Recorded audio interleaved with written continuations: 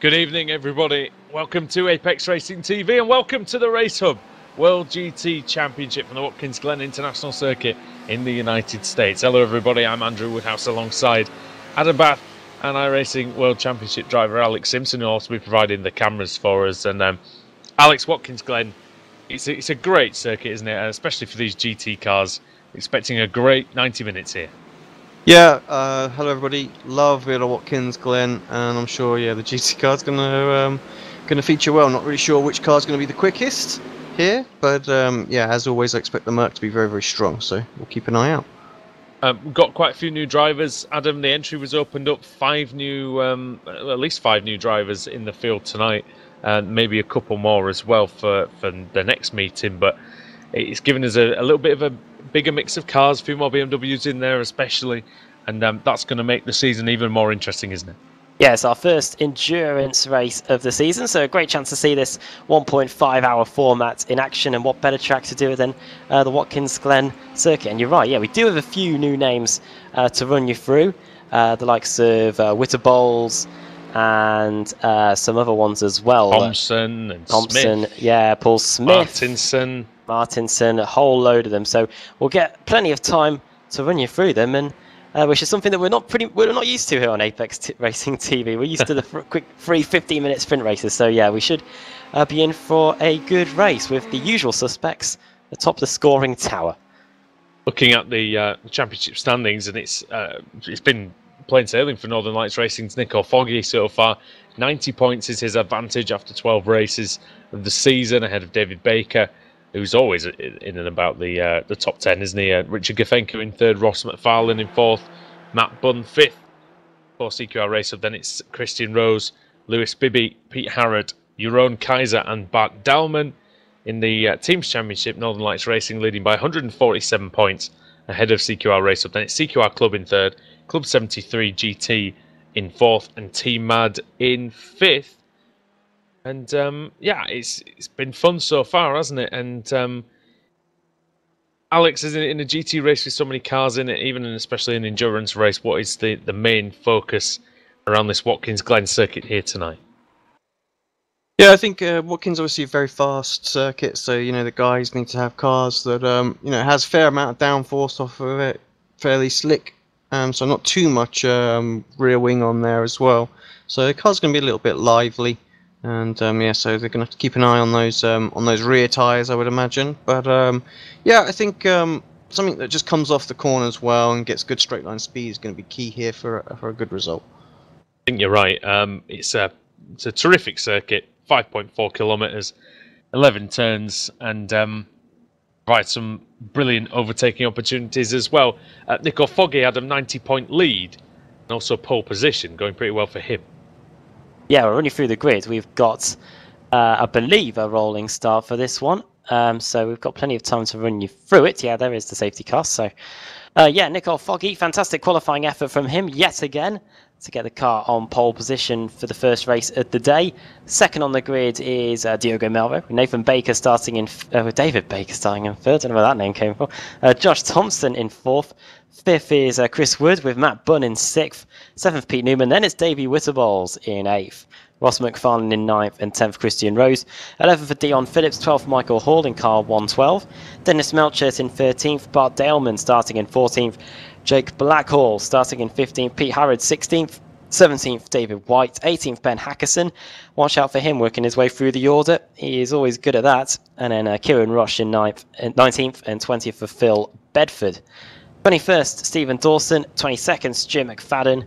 23rd for Jeroen Kaiser. Sam Reed, 24th. Paul Smith. He's got a stream going, probably, starting in 25th place. Then Lewis Bibby in 26th, with Ben Gregory 27th. Richard Gafenko 28th. Ashley Blake Hood 29th. And Chaz Drake on 30th. Julian Janowski starting in 31st place. 32nd, Jack Stiles. 33rd, Magic Sakovic. Josh Rayfield in 34th. Then 35th, Scott Malcolm. 36th, Tom Jacobs. 37th place is Jason Rowe. Clinton Bell 38th, 39th Zachary Buchanan, and 40th Lee Woodburn. 41st Dave Crozier, 42nd Owen Morgan, 43rd is Robert Lundgren, and then the cars at the back that didn't set times, Ash Sutton and Joel Martinson. Now it's already going wrong for Robert Lundgren tonight, Adam. A disconnection already. So should recover back, you would think, in time to get into the pit lane and maybe start from there. But already on the back foot, he was at the back row of the grid, Alex. But still, that's not particularly a good start to the proceedings for him. No, not what he will have wanted at all. I'm sure it'll. Yeah, I'm sure, like you say, he'll get back in, but it's going to be a grid start, a pit lane start. Sorry. So yeah, not ideal. Still not quite back in the session yet. He's probably got another minute and a half or so with which to get in there. But so we'll keep you updated on how he gets on with that. Nico Foggy then on pole again. Adam, he's been dominant this season. He seems to gel very well with the Mercedes. But someone else who we saw in the last couple of weeks has really stepped up his game in that same car is Diogo Melro, and that he starts on the front row. Yeah, great looking car, that Diogo Melro Mercedes. Stepped up his game here. Yet to get a win this season, Diogo Melro, compared to Nico Foggy, who, like new reigning BSR-TC champion Wojciech Spedovic, has picked up a race victory at every single race meeting so far. And in fact, looking at it, apart from him and Ash Sutton, they're the only repeat winners this season. So we'll see what happens. The only cars to win race 1 this season, Mercedes and Ferrari. So we'll see if the Audis or the BMWs can spring a surprise, or even the McLarens might spring a surprise in this one. The McLaren yet to get a win this season.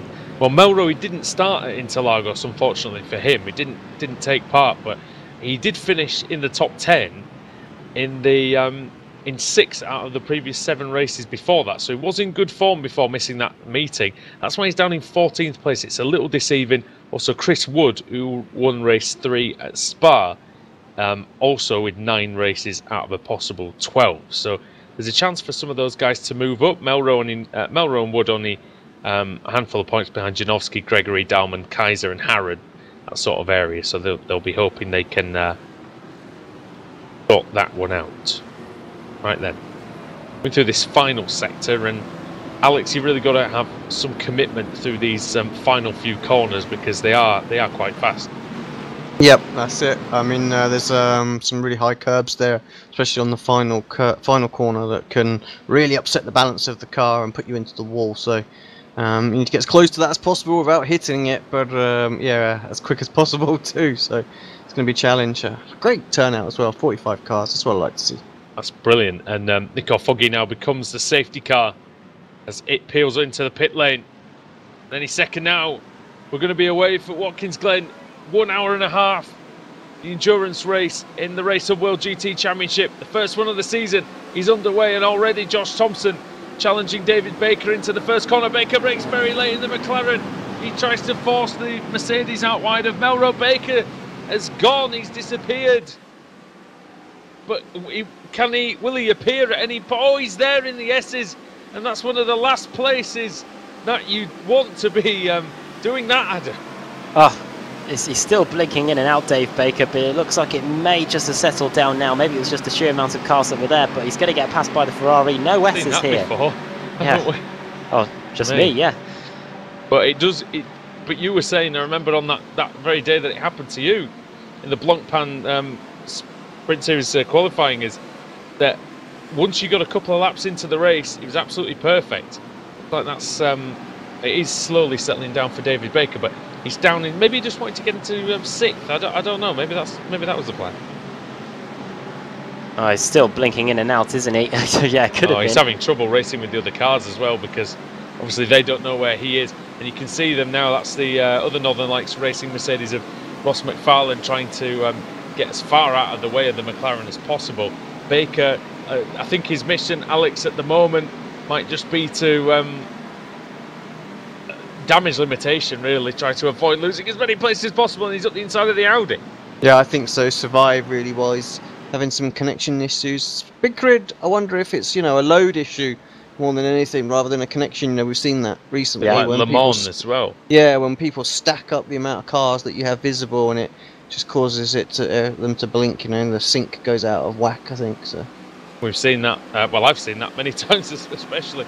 And look at the BMW now, Adam, challenging into the first corner. Josh Thompson, his first round of the season. We know how quick he is, just in general. iRacing Road Pro Series driver, and well, is going to try and make the best use of that BMW that he can up the hill. He's got a great toe on that Mercedes. Yeah, great run off the exit of the S's now. He's going to get a decent toe off the back of the Mercedes, but the straight line speed may just start kicking in Diogo Melro's black and orange Mercedes here as they go down the straight. Look at the BMW, try as he might. It's almost like the days of the World Touring Cars with the Seat Turbo diesels, and Melro just able to hold on. He was gaining Josh Thompson. He did have an overspeed on Melro, but just didn't have enough to clear him completely. He's going to try the outside then in, I believe is that the chute, Alex? I think that one? Yes, that one is the chute. Yeah, that one is the chute. Now we're into the back section of the circuit, and they're still side by side, Thompson and Melro. It's a good battle, this, in the Radicals car and the DQR car. Oh, it's almost a bit of contact as they're trying to get their elbows out to get a little bit of space, and Josh Thompson is through. So a way to make an impression in the series. First up, Thompson is a hard charger, and they charged up to second place. Really well done by him. Starting fourth on the grid, already made a great first lap, Thompson. And see, the BMW, well, it's always been a car that if you can master it, Adam, it can provide results. It has won the Blancpain World Championship in previous seasons. Yeah, it has. It's done a pretty good job, hasn't it? The BMW, old trusty car, one of the first GT3 cars to have on the iRacing service, and looks like it's still carrying over to be pretty good in the early going here as we go up the hill. Running order then at the start of lap 3. Foggy leading, Thompson second, up to second place now. Diogo Melro in third, Chris Wood in fourth, and then Matt Bunn fifth with Newman sixth, Witterbol seventh. Then Baker recovering, continues to blink in and out a little bit. He's in eighth, and then Ross McFarlane ninth, and Dion Phillips running at the top 10. Yeah, fast and furious start then. You can see there's a good battle going on actually here between Kieran Roach and Bill Bedford. Roach into the carousel. Oh, bit of contact. Rear left to front right. It looks like Roach has come off better, and the Ferrari of Dawson now trying to go up the inside. They head into the infield section. There's over 21st, 22nd. Some Paul Ferraris Smith having in a look in the background, Adam, sorry. Oh yeah, Paul Smith having a little look. A lot different to the cars he's used to driving, of course, for Paul. But the BMW, they're doing well. Not often we see Richard Gafencu down there, Alex. He's been making his home in the top 10 this season for pretty much the entire time, and yet he's down in 22nd, 23rd place. Yeah, crazy really. I'm not really sure why he's down there. So obviously in the Merc as well. So let's see. Maybe we'll keep an eye on that. Overall. Yeah. Yeah, exactly. Maybe we'll see that Youth Energy car slowly start to move towards the front once the pack spreads out just a little bit. Good consistency from Gafencu, Adam. So far he's finished all the 12 races that he's started. He's finished in the top 5 4 times, including a win at Phillip Island. And yeah, his lowest finish of the season is 18th. So he'll be wanting to, well, do a little bit better than that. But remember, no reverse grid to help him out. So got to really work with what he's got at the moment. Yeah, we are in for the long haul here, aren't we now? Because this super long race, an hour and a half, we're only 5 minutes into it now as we go up through the S's again. So drivers can afford to take their time somewhat and see what they can do. Are we imagining it to be a one-stop strategy, Alex, today? I would think so. I wouldn't see any reason why not. Tyres should be absolutely fine for sort of pitting at the halfway marker. I would imagine drivers will probably have took full fuel. I don't know what the restrictions are on the fuel, I have to say. That could be the only reason why they would. Yeah, that would be the only reason why they would want to take to do an extra pit stop. But yeah, I would suggest the guys are going to have took full fuel to start off with, and we'll run it to at least sort of 45-minute mark. Maybe change the tyres then. Oh no! Battle for the lead, isn't it? Is that what you're going to be referring to, Willie? No, it was the Audi of Newman and the Mercedes of McFarlane, and that was yeah, that was what I was referring to. And McFarlane making his way up the order nicely. Actually, he was in 9th place. Was in ninth place, now to 8th. Well, yeah, here come the two leaders off out of the final corner to complete lap 4. We'll start lap 4. Gap is 0.3 of a second. We've got the gaps. We've got the track split into 5 sectors, and Josh Thompson set the quickest final sector of anybody. So we go up the hill. Lap time last time around 46.7 compared to the 47.0 that was done by Foggy, and this could be his first real chance to get the lead here. Well, the BMW a bit more nimble in the slower corners than the Mercedes. Mercedes well balanced and stable. Foggy has to now defend the inside into the carousel, and Thompson, we've seen him in the past be very, very brave with overtaking moves like this, and this looks like it could be a fantastic effort by Josh Thompson, and that, Alex Simpson, is a wonderful move. Yeah, fantastic overtake round the outside. Got a great run. The BMW showing that it does have a little bit of a lick of speed when it needs to, and it's tucked right up behind another car. And yeah, able to use its superior downforce around the outside of the carousel. Great move. He does like to run the cars trimmed out though. In the Formula Renaults that we used to cover here on the channel, he was always the one, Adam, wasn't he, with the wing as low as it'll go. It makes a slight mistake there, and Foggy just, well, he's still close enough for a go. It'd be interesting to see when we go around this time to start the 6th lap, Adam, just what the Mercedes does in the slipstream of the BMW, and I think that's the worrying part for Thompson.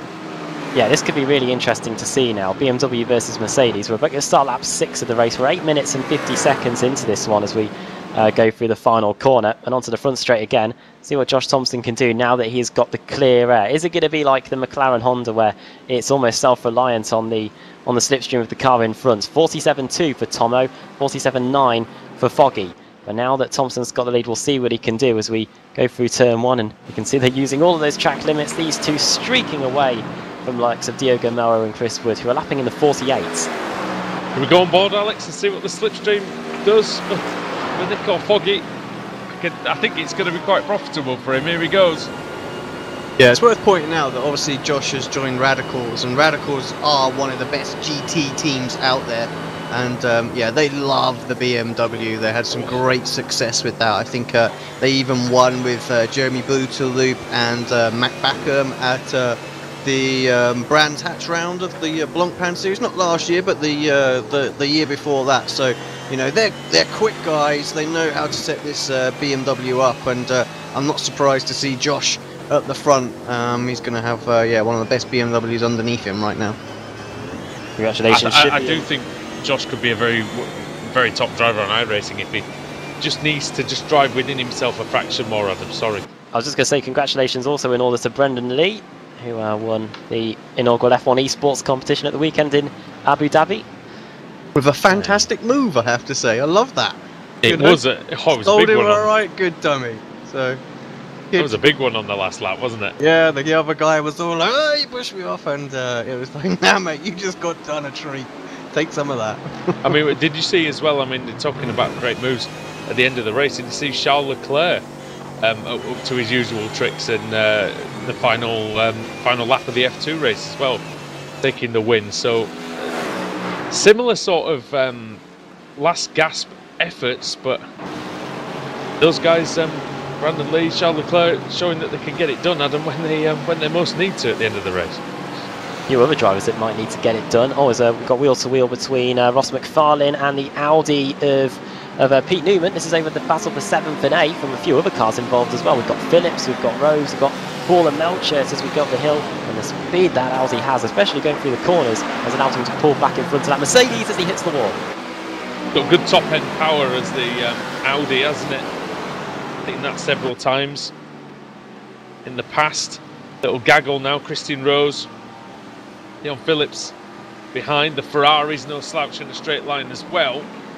As Hackerson crashed. Ben Hackerson. Certainly dropping down the timing screen now.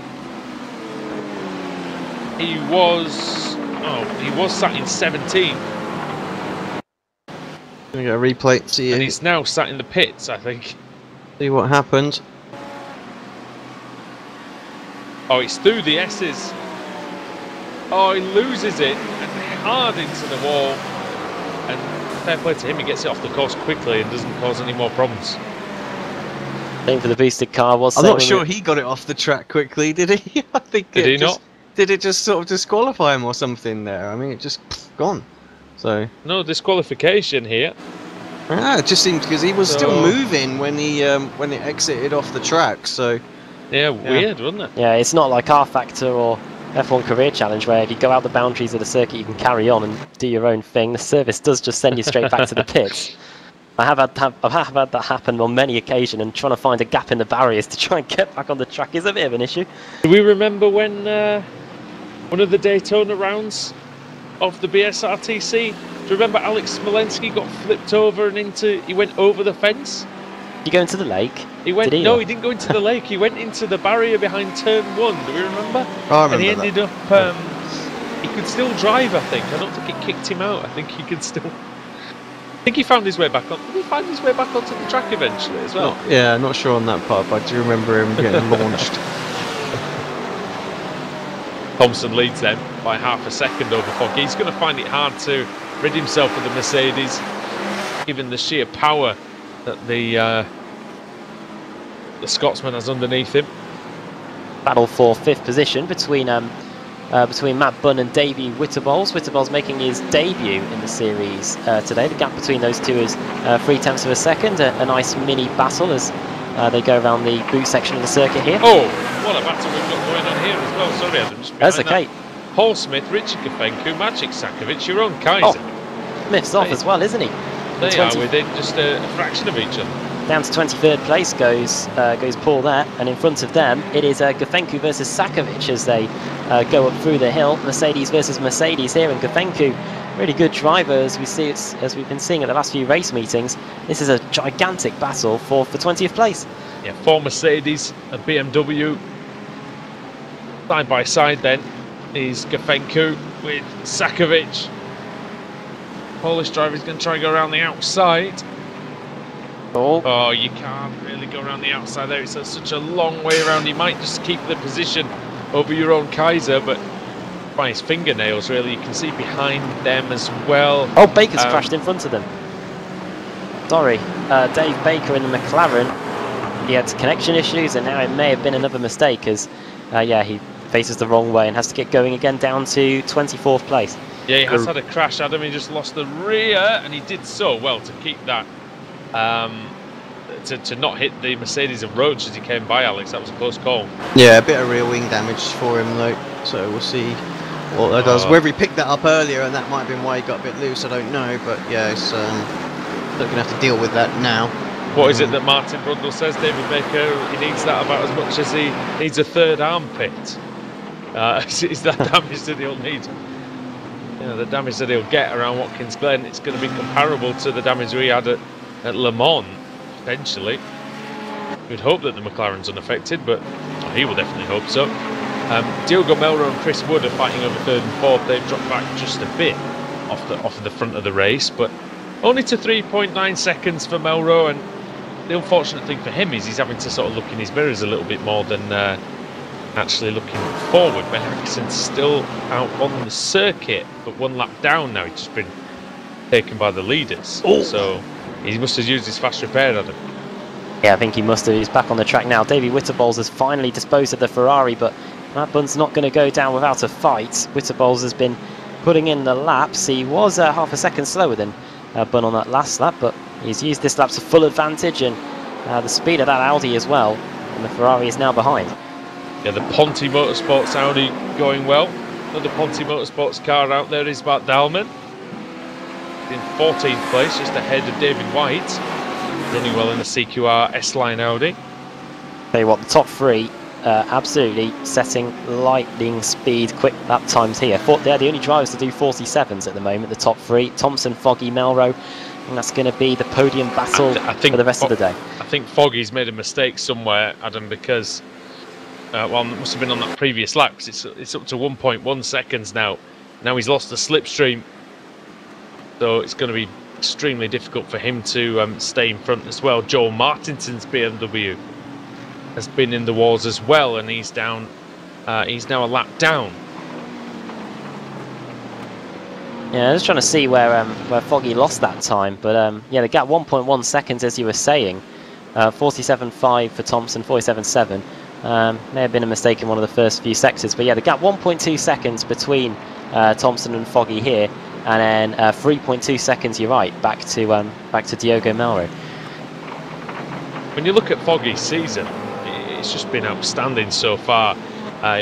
At Spa, he won race 1, he was 5th in race 2, he was 33rd only in race 3, but then since then he's been outstanding. 2nd, 1st and 3rd at Phillip Island, 1st, 3rd and 14th at Snetterton, 3rd, 21st and 1st at Interlagos, and really he's had one average race and 2 bad races out of 12. I mean, the rest have been all podiums, Adam, apart from 1. Yeah, a win at every single race meeting so far for Nicole Foggy, so he really can't complain at the moment. Obviously, only the 1 race here today, so he will be hoping to make full advantage of that one and see if he can get back on top. Thompson again, 0.3 of a second quicker than Foggy on that last tour. Diogo Melro 47.9 as well, so top 3 all slower than each other in consecutive order. Chris Wood setting quick lap times, but not quick enough to close those guys in front. And everyone else all doing 48 or 49s, well, at least in the top 20 anyway. Well, when you were talking about race winners, well, there's not been that many of them, as you said. Nicole Foggy's won 4 times, Ash Sutton's won twice, and then the other wins have been shared between Newman, Everett, Wood, Bibby, Rose and Gefenku. So, yeah, the wins haven't been spread around as much as what we thought they might be. But it just shows how strong Nicole Foggy's been. He's really at one with that Mercedes, Alex. Yeah, good. Sorry, guys. Good battle going further back. That's Michael Hall and Dennis Melcher. They were side by side, Mansell Schumacher style, Senna style. Sorry. Yeah, down that straight there, so close to each other. That looked fantastic in the background. I don't remember a Schumacher Mansell battle, but that would have been. That's why I corrected myself. Yes. They will have well, they've definitely raced each other a few times, but whether they were battling for anything, I'm not actually. I think Schumacher. Sure, I mean 92. But yeah, I meant that's what I meant. The second one as well. So I was just all we needed was the wind coming off the wings. It would look great. I think they must have. And the sparks as well. I think they surely battled in 94. Oh, look at Melchett around the outside. Can he stay ahead of Hall? Hall cuts him off at the pass. He says, "No, Sonny Jim, you're not coming through there." got a little bit annoyed with that as well, didn't he? Flash of the lights. Have that, he says. It's a nice battle. That's the iRacing equivalent of giving someone the bird, isn't it? Right there. Oh, it's what Daniel Ricciardo gave. Gave the car in front at the weekend, wasn't it? Yeah. Oh dear. This is all a battle. This is all a massive battle for 11th place. You've got Hall at the front, then you've got Dennis Melcher, Pete Harrod, then you've got Bart Delman and David White, all in this nice scrap as they come across the line. Yeah, look at Dennis Melcher, 31st in the championship. Only the 6 starts for him, but he's done okay in the Ford, an old car.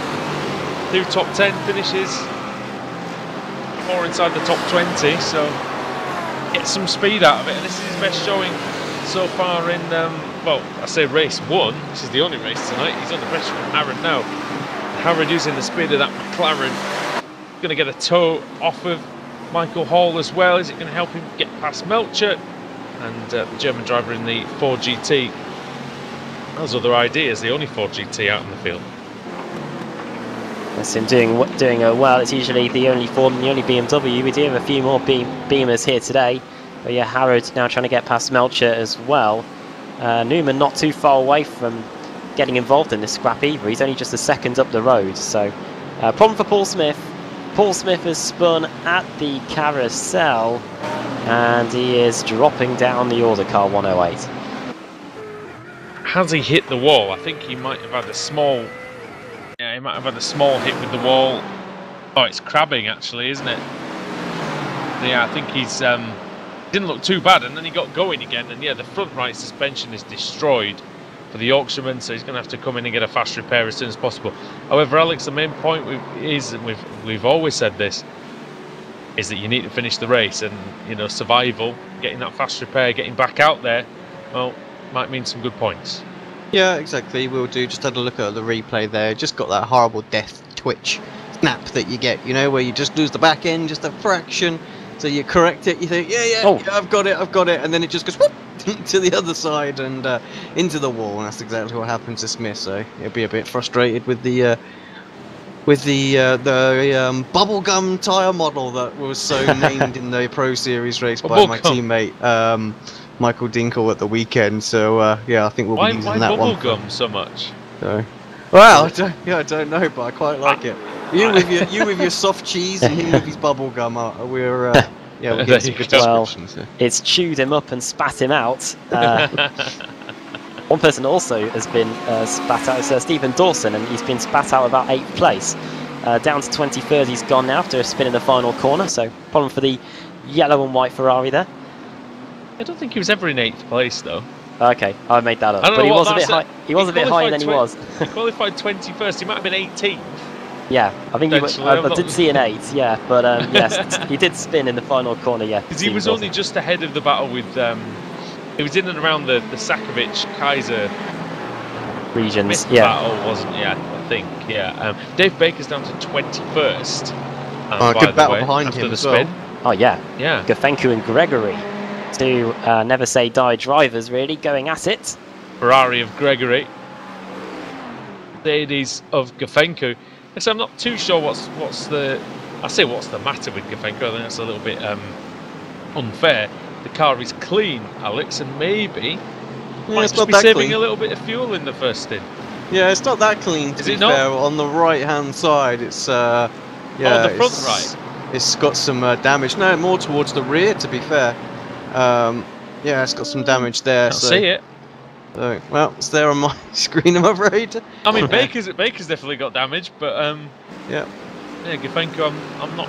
No, yeah, I can't see anything. It's just a little bit on the towards. It's on the side towards the rear.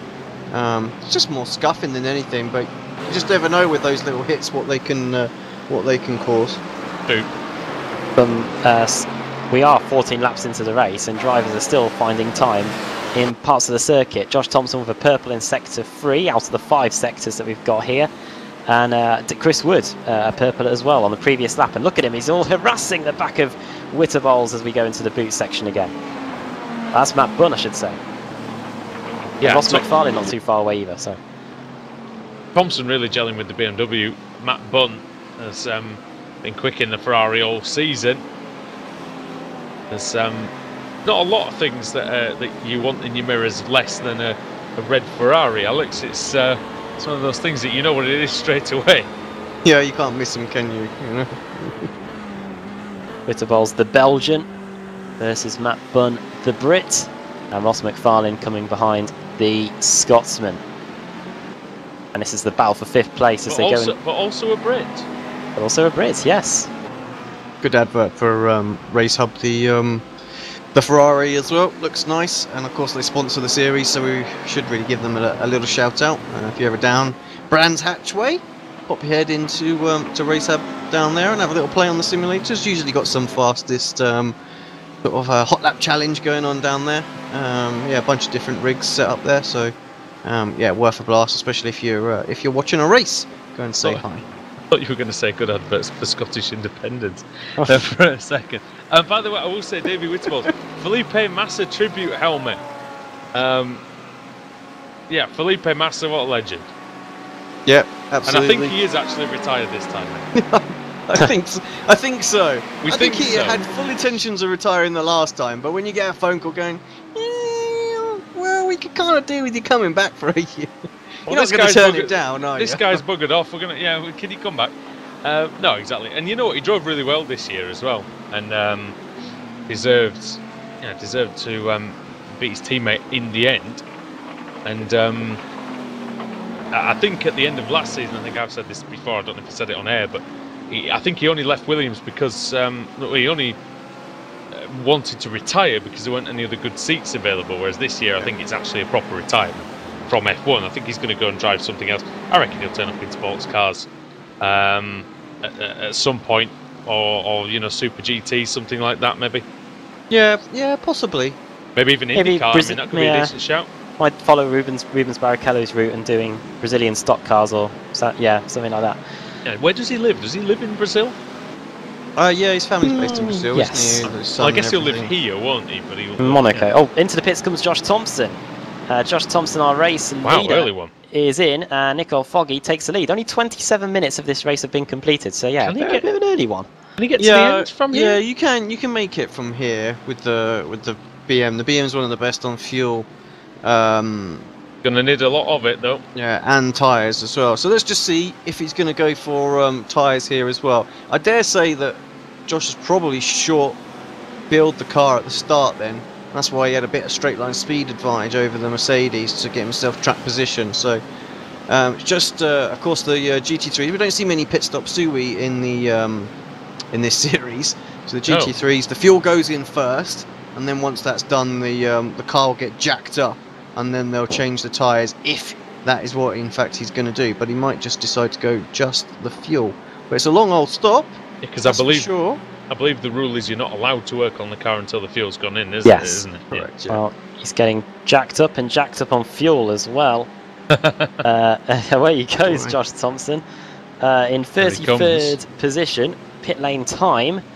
Well, I think Alex might take that. 1 minute 13. Woodburn Yeah, 1 minute 13 in the pits, but 41.8 stationary as well. So that's the like I say, the pit lane time is the important one. So I'll leave those to you, mate. The Ferrari of Lee Woodburn, sorry, just behind Josh Thompson when he exited, getting super sideways through the first corner. It might even open him up to Jason Rowe down the back straight, but not sure that Mercedes is close enough. Or is it? It might be, Adam. It's pulling out the slipstream. He's going to try on the inside. Now this is the battle for 34th place. Where's Woodburn going? Jason Rowe taking a very long inside line there. And no way through there, but interesting to see. Not a bad line, actually, in the end. Right around the outside of the carousel. It's funny, isn't it, Alex? You'd imagine loads and loads of marbles there, but oh, no. I guess it's clean enough. Michael Hall's had a spin in the penultimate corner. Sorry, I just saw that. He was in the top 10, Michael Hall. But the Ferrari has a spun. And Bun. And is it Bun instead of Hall? I think it was Bun. Yeah, it must be Bun. Yeah. Because Hall is having some connection problems, which is confusing my timing screen as well. Yeah. But yeah, I just got on board with Bun, and it was indeed Bun. So straight into the pits for him. Also in the pits, Dave Baker, and as well, so he is in too. Yeah, he'll rescue mission for Dave Baker now, really. Yeah, I'll get a nice new car. When there you go, look, snap the wings. The wings repair. If only you did that in our Le Mans race. Yeah, exactly. Where's the fast repair iRacing? That was the only annoying thing, because it wouldn't have taken much to fix it, but they just refused to fix it. Yeah, I think. Get your hammer on it. Jeez, I could have got out and hammered it straight. You know? I think we could have got it. Yeah, we could have got that sorted. I think. Collective effort. Yeah. Oh no! There's a massive pile up. It is Michael Hall this time. It is Michael Hall. This is on the This is the exit. Zachary involved in that as well. Oh, you're looking at a different crash, aren't you? Michael Hall has actually crashed as well, Alex. Oh, he did. Well, we'll get this first one then with Zach and crew. See what happened here on the head and everything. Oh, Blake Hood's involved as well. He's been hit. So that crash had already happened, and that's what Zach and them lot have come in and hit. So didn't check up when they heard the call, I'm afraid. That's the cardinal iRacing sin, isn't it? Yeah, you got to do that. You know, if the spotter tells you yellow flags, you need to pay attention to it. Who was it that was? It was Stuart McFadden, I think. Alex, maybe, who was already in difficulties. Oh, I'm just watching the Hall one as well. You know what? I think Buchanan did check up, but it was a little bit. But yeah, he went to the inside instead of the outside, unfortunately, and no. Ah, no. Massive crash, and then have you seen Michael Hall's accident? Yeah, I've seen the Hall one with Dennis as well, wasn't it? Just was that crash? Was it? Yeah, just got on his quarter panel there and just sort of turned. It was also worth pointing out that Hall was blinking at the time as well, which probably didn't help matters. Yeah. Well, he's in now anyway for his pit stop. Michael Hall get the repair. Hall, he was absolutely chuffed to bits, wasn't he, Alex, for him to finish 4th in the British Sim Racers Touring Car Championship this season. He put a lot of effort into that. Yeah, he was. He was delighted, even though we made him wait for his interview. But yeah, he was.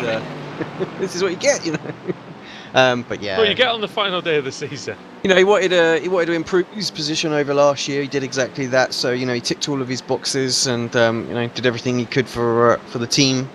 And yeah, he was pretty delighted, and I'm sure he'll be back next year trying to improve on that fourth again and get into that top 3. I think if he does come back next year, Adam, I reckon we're in with a real shout of winning the whole thing because he's getting better and better. I think.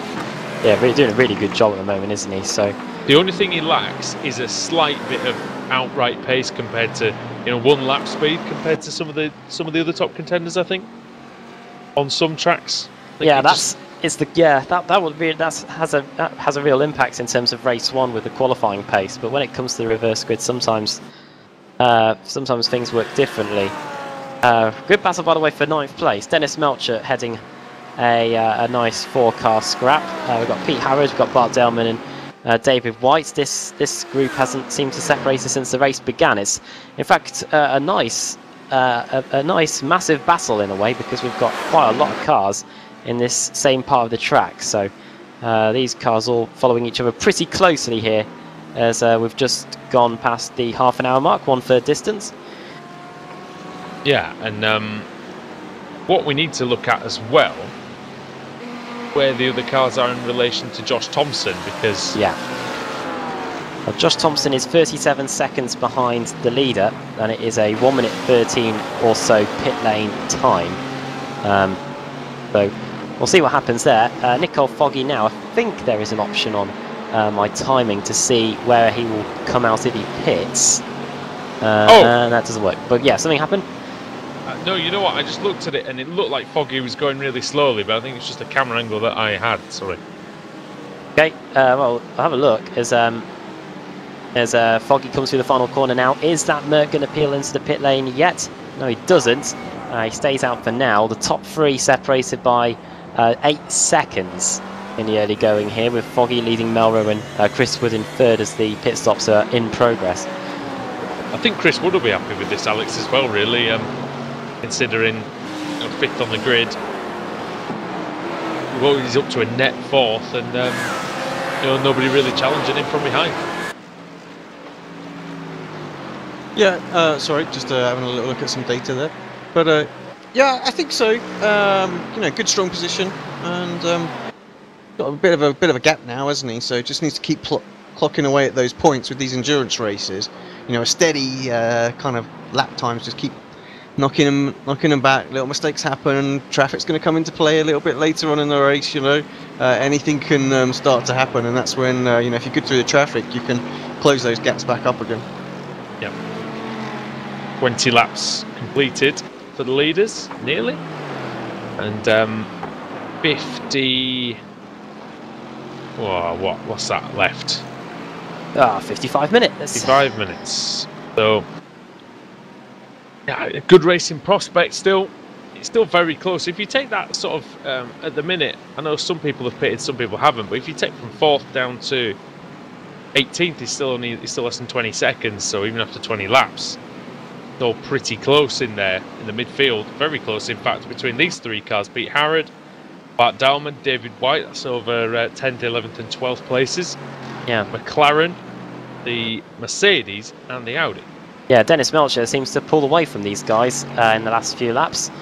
So it's now a 3-car duel, and it looks like that David White, Bart Delman, I should say, is starting to put the pressure on the back of the McLaren here. McLaren versus Mercedes battle. Haven't seen too many of them in recent times. Hopefully we'll see that next year. But at the moment, Bart Delman, yeah, keeping Pete Harrod at arm's length here. Hoping so. What do you reckon, Alex? Do you reckon the Renault engine, the McLaren, they seem to think this year that they would be fighting with Red Bull if that was the case? I mean, that'd be good for us to see, at least if they were up in the top 4. I mean, the car was extremely good. It was able to really. Alonso was able to really give a lot of people hassle from behind, but then just not overtake. So it was just a straight line speed, and you have to feel straight line speed. He would have been able to get these moves done. No problem. Really would have seen its potential. So, and it'd be things like him running out of battery at the end of the race and things like that. Yeah. So he had Ailment with a move potentially on Harrod here. He'd start well and then he'd drop down the order, wouldn't he? Yeah, Delman, yeah. I'll be interested to see how that car's going to be next year. I think it'd be quite good. Delman's through. I was just 10. I was just having a quick look, as I know Adam was having a look at the pit out positions, and if we reckon it's a 58-second time loss, based on how far Josh come out behind, he's actually lost a couple of seconds since coming out. Just running a little bit slower than Foggy at the moment. So, yeah, I think Foggy will come back out in the lead at this point. Only just, but we'll keep an eye on that to see how that progresses. Yeah, this is the track position coming to effect here, because Foggy's got the clear road in front of him. In fact, the next car in front of him is just going through turn 1 now as Foggy goes through the final corner. Foggy did a 47.6 on that last lap. Tomo did a 48.1, so it's another 0.6 of a second lost there by Thompson as he's having to fight his way through the field, as we haven't had too many cars come in to serve their pit stops yet. Just overtaken Josh Rayfield in the Ferrari. It might have been a decent strategy for Thompson. He's now got 8 seconds ahead of him before he gets to the next car. That's the other, in fact that's Chaz Draycott and Tom Jacobs, so they're the other Limit Squad Ferraris that Thompson will be soon approaching. What we don't know from Josh's point of view was, did he take slightly less fuel at the start of the race for the car to be light so that he could work his way through, get some moves done, and get some track position that way, and be heavier in the second part of the stint as he laps a fellow BMW driver there. But oh, that's Martinson. That's a lot of damage.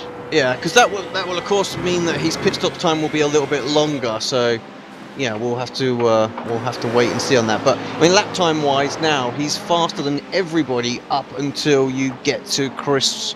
Well, no, until you get to Melrose. Melrose lapping just a fraction quicker as well. So still lapping extremely quick out there. Yeah, he's the only ones in the 47s. Melcher, yeah, as you were going to say, I think slightly faster, and Dalman slightly faster, but just by a fraction, really. Oh! What? As Melcher and Newman nearly collide as they go through the beginning of the boot. Melcher is a man on a mission. He set his personal best on that last lap, a 48.0. The Ford is starting to become a little mighty here in the later stages of the run, and now it's Melcher through into 8th place. The old girl's singing, isn't she, as the race is going on.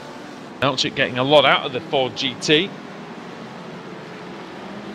5 positions gained for Dennis Melcher. Biggest mover in the field at the moment is Maciej Sakovic, who's gained 18 places since the start of the race.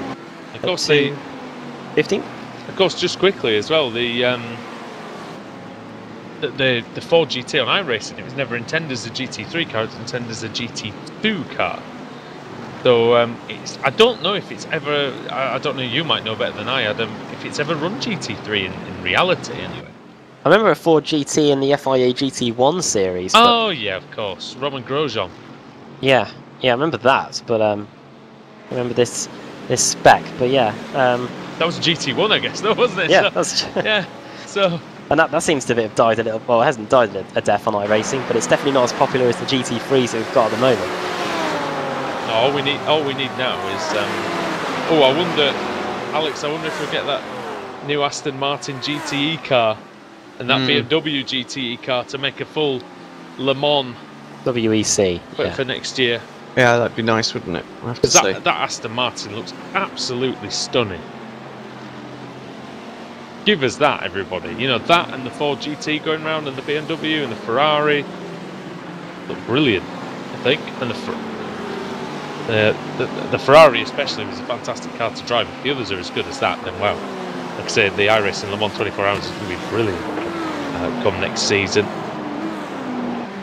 Christian Rose is up to 6th, next to a couple of pit stops. Going along pretty well, just ahead of Dion Phillips in the other Ferrari. Yeah, lapping pretty quick out there at the moment as well. Again, lapping quicker than sort of up to 3rd place, so really comfortable in the car. And we saw this, I think last week, was it, where he started coming through the pack. Rose was very quick. Obviously on the short sprint races you don't really get an opportunity to sort of settle in and do that, and we've got an opportunity today with still 48 minutes of this race left. Got some clear track in front of him. One thing I love about this series as well is because the grids are so big, even though it's an endurance race, Adam, even though it's you know, there's a long time to be in the car, it's still a close field, still close battles out on the racetrack. I think that's why the real Blancpain endurance series and the sprint series have been so good, because even though they're fairly long races, everyone's so evenly matched. Yeah, we're just coming up to the halfway point of this race now, and there is literally still a battle somewhere on the track, and we've still got to see the majority of the pit stops as well. Is it Newman? Crash at the top of the hill. It's Pete Newman. It is Newman. Well, the Audi that was running in up inside the top 10 for quite a while in this one, looks like he's got going again, and it doesn't look like the car's got too much damage. Well, not in terms of the car crabbing at all. But yeah, Newman down to 13th place. What happened? Just lost it in the S's. Lost the back end, didn't he? Yeah. Very odd one. Is that to show, Alex, that maybe the tyres are overheating? Well, just getting a bit second hand, I would say, but I mean, yeah, it's a bit of a surprise, I have to say. Didn't a bit look too like much he hit the rear lock curb or in there, anything, and no, I didn't hit anything. So yeah, just a bit too much steering lock in there with the full power, and it just a bit. And he didn't react quick enough to it, I think. So just one of those, yeah, one of those oh, mate, driver errors, I'm afraid. Hardly any steering lock at all. We don't need a lot at the top, but yeah. Hardly any for Newman. It just seemed to, the rear just seemed to leave him. Oh dear. Well, he's not lost too many places. Oh, crash again. Oh. That's Newman again. Oh, and he's collided with the the Mercedes in front of him. That is Phil That's Bedford in the TBR car. Well, and he just lost the rear again on the exit. Got the death wiggle. I think the car's definitely damaged now. Bedford. Yeah, you could say. Bedford into the wall. And I'm sure he would have felt like the car would have gone from New York to Bedford, the force that hit the wall. That's bad a note. iRacing's based in Bedford in Massachusetts, though. Yeah. Into the pits which they isn't both as go. far, which isn't that far really to go compared to Bedford in England. That's it. Yeah, mate, it was like that was probably like rush hour in Bedford. Was that driving that we've seen there? Fresh car for Phil Bedford. Newman's going to come in, and Newman will get a new car and have another go. Farlin and Davey Bulls having a very good battle still for fourth place. Half a second separating those two at the moment. Just looking. It's close. Audi versus Mercedes. Yeah, 2 tenths of a second, isn't it? Lines there. Mm. That's the beauty of Watkins. You can take so many different lines. You know, the sweeping line going in, and yeah, Davey opt in for the one that give him the best exit. Probably the good idea when you're under a little bit of pressure. Mercedes strong in a straight line. Mercedes, as we saw, as we've seen all season, Alex, is very strong off the corner. It's got great traction, whereas the Audi's just got a lot of power, a lot of top end speed as well. Yeah, totally different ways of driving them, isn't it? So that you can get the best out of them. Oh, well, that's probably not a good idea. Oh, he saved it. Oh, well done. How on earth did he do that? But he has lost a lot of time as a result, Ross McFarlane. Brilliant save, though. I mean, to keep that out of the wall took some skill. Rose will be happy to see that in front of him, that's for sure. Yeah, Rose, he's not quite in the range of the slipstream, but far off, isn't it? See that darkened line where everyone's just going off the track in that first corner, but you know you can do that. That's what it seems to be. Even though it's not strictly track limits, Alex, it's kind of accepted here. Yeah, it's no issue, is it really? Just don't know why. It's one of the few tracks. You don't really gain anything, I guess. Yeah, a little bit. But yeah, it just seems like that's always been the way ever since we ever joined the service. So. Because in certain cars you don't gain anything because actually the grass comes up on you quickly and you have to sort of jink the car a little bit to get back on. So really, it's the better line is to not go that far wide, but Thank you with a move. Sometimes can't help it. Who's that? Sorry, with a move? Thank you. Yeah. Thank you. Thank you. Continues his rise up through the order. That was your own Kaiser did his put a move on, and he's now to 14th place. Look at the front right side of your own Kaiser's car. Absolutely trashed. The wheels exposed. Most of the bodywork's been torn away. And Richard Gafencu tearing 14th place away from the Dutchman. Just looked at the pit out positions as well. Foggy's still clear at the moment, although they're pretty much identical lap times now. And Ben Gregory's doing a good job out there as well. He's up to 16th place. He started in 27th. I know the pit stop phase hasn't finished, but Gregory doing well, and a slightly uneventful race for him for a change, which is what you need.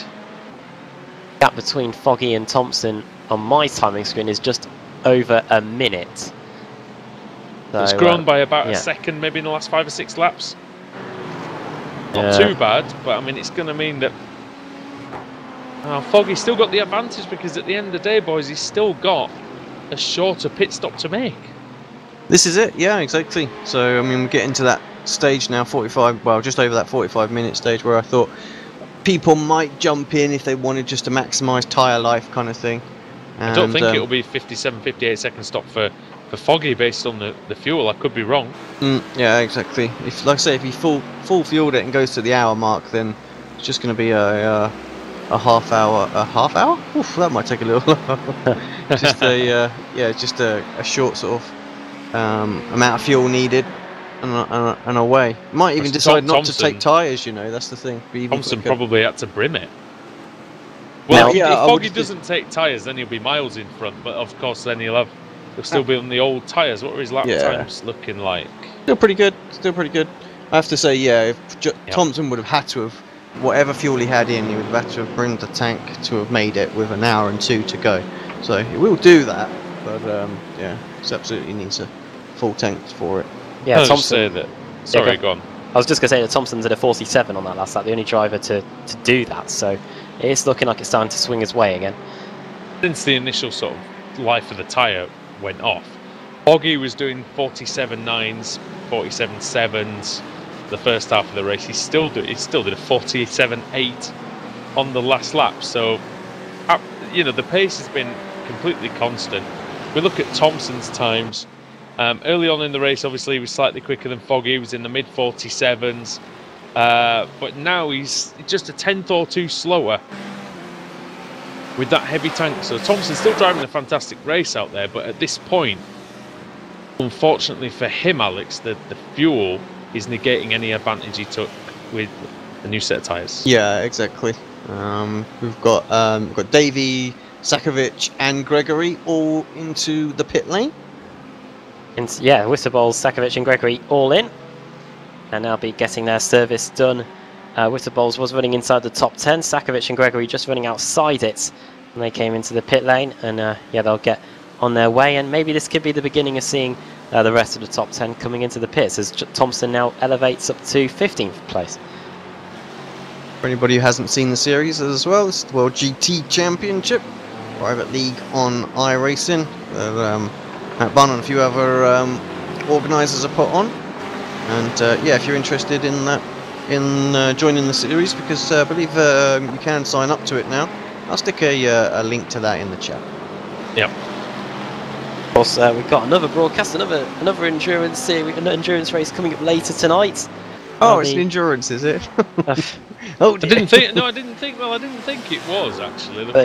It is in the comms box anyway. Yeah. Oh, it's always an endurance in the commentary box. The Ritmatech Sports Cars Series returns after its Thanksgiving week off, and we'll be off for that one at 1:30 in the morning. Indeed, and that particular round will come to you from the Interlagos circuit in Brazil, and it's only a 60-minute race, boys. 60 minutes there, and then it's Virginia International on the 4th of December, and then the season finishes with the 1 hour and a half race at Atlanta. Yes. Good. It'll be It's a only a good 60-minute race tonight. end to the season. Oh Looking yeah, forward to and that championship's quite nicely balanced as well. There's still some drivers, especially in the Mazda MX-5s, that can take it. So please come and join us for that in the early hours of the morning. If you can't sleep, come and see us.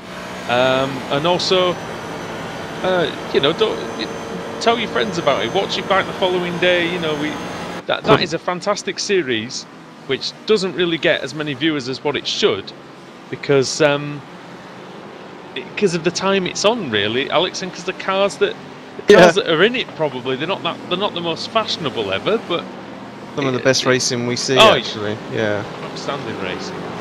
One of the best organised leagues you've got on iRacing as well. few more people in terms into of the admin. pits. Sorry, Dawson. No, it's all right, finished. Dawson, Done. Janowski, Styles. Yeah, those three in. They were running inside the top 20. They're now dropping down the order now.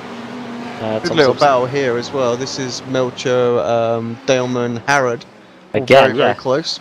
This is battle number 105 between these two as they go into... No one's keeping count here, really. Melcher is in 7th, Daleman 8th, Harrod 9th. I'm sure each of these drivers... He sells a dummy, Daleman, up the inside there, but Melcher's just able to keep the Belgian behind. It's Germany v Belgium, so it's a horizontal German flag versus a vertical German flag. Indeed it is, yes. Pretty much. As Dennis Melcher then got the Ferrari of Dion Phillips just in front of him as well, so we're looking to just latch onto that and try and get there. Alex, if you go on board in the Ford GT, it looks a little bit more agricultural, shall we say, than say some of the newer GT cars that we see. Yeah, no. No DVD player in there, no. Yeah. So it just doesn't look quite the same, does it? But still rear-facing camera. Proper racing wheel, though, mate. That's the proper steering. I think that's the proper steering wheel. As he goes defensive, and wishes he had a bit of extra speed in that Ford, but he's got the line through the carousel using the camber to pull him around, and just maintains the lead. He's an EcoBoost engine in that. These GT drivers, they get air conditioning and everything, dear me. He's cooking in there, Dennis Melcher, I can tell you that. Probably is, to be fair. Because I mean, I know I've driven a 90-minute race round here when I did the 120 minutes of thunder round here. That was a hard-fought race. Well, we did the. It's a hard race to do. It's a tough circuit physically. Even in sim racing. We did the 100 minutes of Silverstone, and that was in the Kia, and that was stressful to say the least as well. Well, that was the middle of summer, and it was cooking a little bit in that one. Remember that? Into the pits as the Audi nearly loses it again. That was that's David White this time. Looked like he was getting a little sideways. Into the pits comes Diogo Melro from 2nd position. So we'll see what happens with the Benfica liveried car. Foggy's still not in the pits. We'll see if our timings are right as well. He reckons he's going to come out about 6 seconds behind Thompson here. So we might be able to make a quick adjustment on the timing. He's gained a little bit of time, maybe, Melro. Thompson, maybe a second or two. Yeah, Josh Thompson, whereabouts is he on our track? He is just coming into the penultimate corner. Thompson currently in 13th place. Also winner Pete Harrod and David White. 35 minutes to go in this one. Thompson coming through the final corner. Alex, what about our pit stops? How are they getting on? Still, yeah, Miller is still stationary. 29 seconds at the missing point. The long one. And Thompson's got them all. He's going to be into 10th place. And Melro, this is more than 6 seconds now. 8 seconds, 10 seconds. He's away now. Was a long stop for Melro, though. Alex, Thompson is already at the top of the hill. 44 second stationary, so quite a bit longer than what Josh was. Yeah. I reckon he's put too much fuel in that. 12 seconds is the gap. Unless he had speed in him, he might have sped. Thompson's overall pit lane time was a 1:13. Diogo Melro was a 1:16, and Witterbols 1:20, and Dave Baker 1:18 as well. As into the pits comes our leader. Just hoping Thompson got enough fuel in. Foggy finally then hits pit road. I've readjusted the timings here just to give us an idea. Oh, is that how you get it to work? Yeah, you see. A little thing that could be coming soon to Apex Racing TV that we're trying out here. As Foggy hits his marks. Now it looks extremely close on the timing with the adjusted times in there. So they're little boys. I'm not gonna undersell that. That'll be a game changer. Right, but will this be a game changer, Alex? Foggy in the pits. Where is coming Josh Thompson? Through the end of the boot, and now he's coming into the penultimate corner now. Ross McFarlane also coming in, so it looks like the Northern Lights have coordinated two of their strategies. Where is Josh Thompson? That's what Nicole Foggy's thinking. He's hoping. Here long comes the stop as well. BMW. Final corner, Josh Thompson over the line he goes. This could be for the win here. Thompson was leading before the pit stops began. Oh, he's through. He's well through. Foggy might even lose out to Melrose here. Diogo Melrose is just coming over the timing line now. Foggy is leaving the pit lane as we speak. 48.3. That right there is the difference between tyres and no tyres. I didn't think I saw Josh's car get jacked up. I thought and yeah, that proves the point. Now, but we're going to see some fast lap times out of the Mercedes now. This is why Josh really didn't have the times, was it? When he pitted, you know, he sort of stayed sort of similar lap times. So yeah, I would expect we'll see with a half a tank of fuel and fresh tyres. He's going to absolutely fly now, is Foggy, isn't he? What's he got? What's he got to catch up though? This gap is 7 or 8 seconds, isn't it? Yeah, 6 seconds. 6.3 seconds. So, and Thompson did a 48 dead on that last lap. So I'm sure that with Foggy with the fresh tyres, will be comfortably able to get 47s. So this could be a very interesting finish to this race. We've still got 32 minutes to go. Chris Wood also pitted. Oh no, Chris Wood hasn't pitted, so he now still leads the race. Yeah. So very late one for him.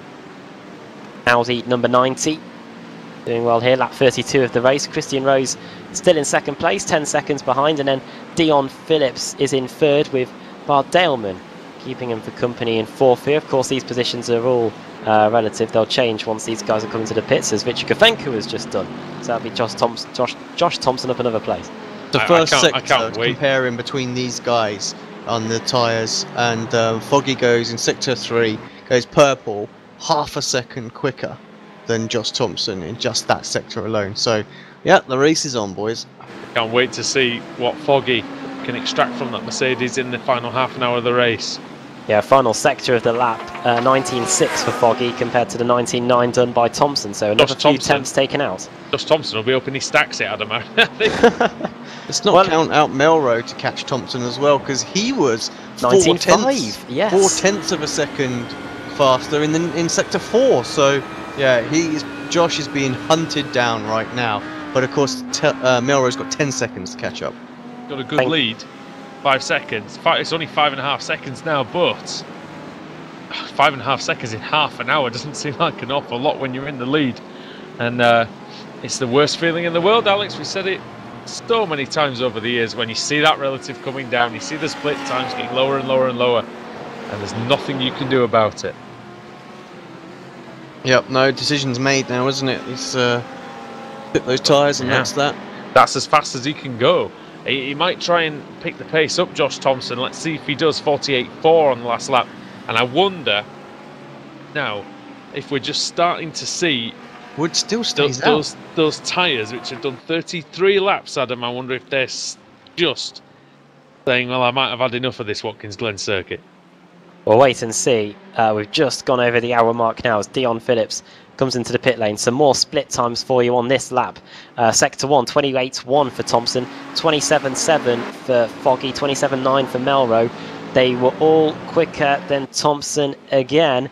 Most recent sector, 19.8 for Tomo, 19.4 for Foggy. The gap is down to 4.3 seconds already. Let's just hypothesise for a second. If Chris Wood doesn't take any tyres, can he get out in front of Josh Thompson? The gap between him and Thompson is 33 seconds, so I'd reckon 43 seconds. 33 seconds. That's 43 seconds. It is indeed 43. 43. Sorry, I'm looking at the wrong driver, aren't I? Yeah, the gap is 43 seconds. I'm looking at the lap column. Is it possible without the tyres? No. Gafenko's just been in though. His pit lane time was 53 seconds, and I'm guessing he must have just pitted and took tyres. Yeah, no tyres on that one. So that was 50. So it's good. He's going to have a 10-second advantage over Chris Wood at the moment. Yeah, again, it's going to be a short fuel stop for Chris Wood with less than half an hour to go. He averaged new personal best from him, 47.5 on that last lap. So they are finding time. Fastest lap of the race. As McLaren's woken up.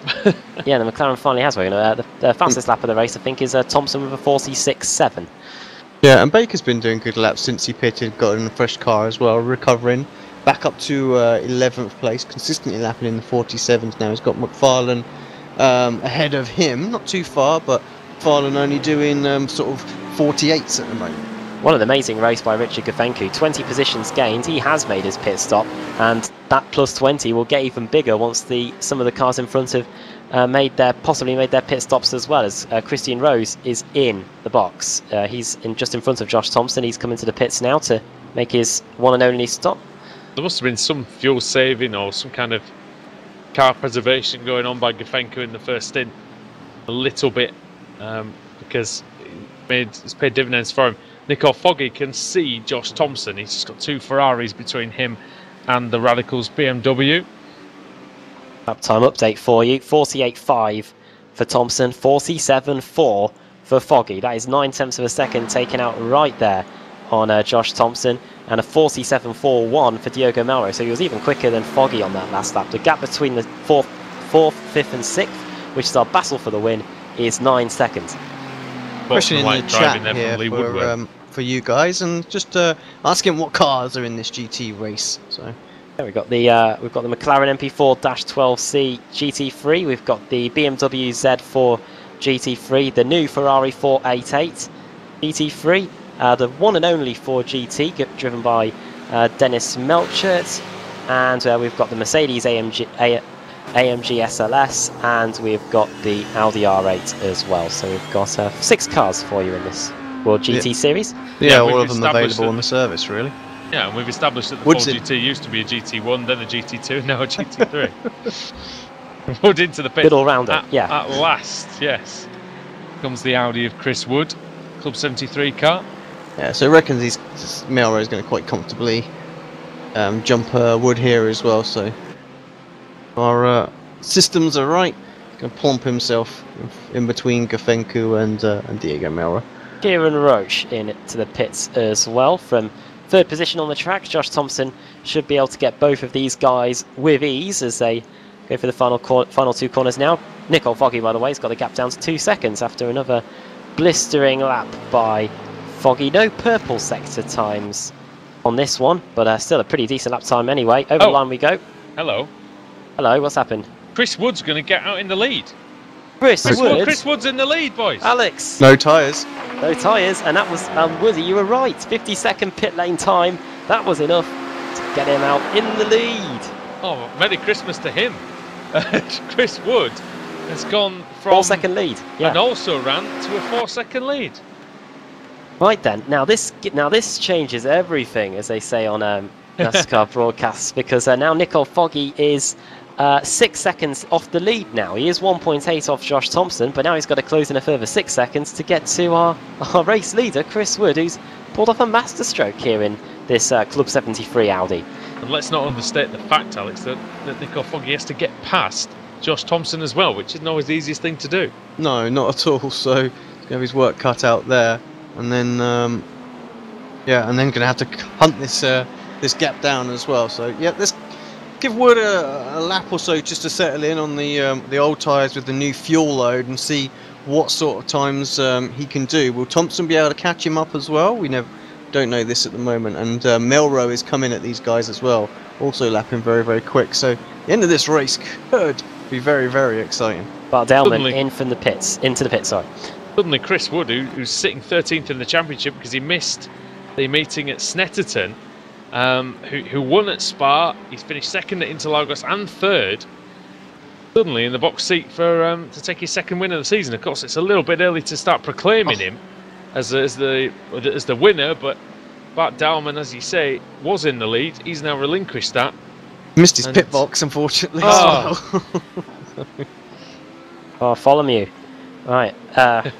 Thompson is now having to start weaving around to try and deter the Mercedes. 1 second quicker Nico Foggy was on that last lap. Melro unfortunately was half a second slower, but Nico Foggy now 0.8 of a second. He's going to be picking up that toe now, and Josh Thompson is going to have to start looking in those mirrors. Looking at Thompson to Wood, however, lap times and sector times, so even. There's nothing in it. Sector 3 a little bit quicker, a few tenths quicker there, so it's going to be hard for Thompson to get back to Wood, I think, at this point. But yeah, it's all going to be about whether or not Foggy can get by quick enough to get that run on Wood. It's more Sorry. I was just saying, Foggy set such a quick lap time on that last lap. He nearly beat his personal best, and he's now halved the gap already in the space of a lap. So quick, he'll nearly run into the back of the BMW, I think, when he gets there as well. Alex, sorry. Yeah, I was just going to say purple sector 2 for showing for him as well on my screen, but unfortunately I didn't have my app running from the very start of the race. So. Well, yeah, he probably is, let's face it. He is on one. They're lighting up green, Alex. I can tell you that. Here we go. They're personal best sectors. Thompson goes a little bit deep. Covers the middle, which is sensible at this point. I think he gets a nudge from the Mercedes going through the exit of the boot section. Right, it's Shades of Spain, 1986 here, with Senna on the really rubber tyres on the Lotus and Mansell on the new rubber, and we saw how that one ended up. It ended up with a photo finish, some 31 years ago, I should say. I think the BMW is going to struggle up the hill, regardless of the tyre disadvantage that he's got. The sheer speed of that Mercedes, I think, is going to be enough. It's funny, we talk about Mercedes power in other series, don't we? Formula 1, but really is the case here in the GT3s, Alex, as well. Yeah, it opens up the entry into the S's as well to try and get the best sweep up the hill. Wants a bit of a run, doesn't he? Use the slipstream to get a serious amount of overspeed and see if he can clean through before they reach the carousel. Here we go. Thompson did have a good S's. Look at Foggy, pulls out from the slipstream, he's on the outside line. Going to be tough for him out there. Thompson managed to pull this move off on Foggy earlier on. Thompson comes across. Oh, he nearly cuts off, and he does cut off the Mercedes. That's desperate driving from Josh Thompson. He knows that if he's got any chance of winning this race, he's going to have to keep the Mercedes behind him. But a freshly tired Nicole Foggy, fresh Pirellis on that.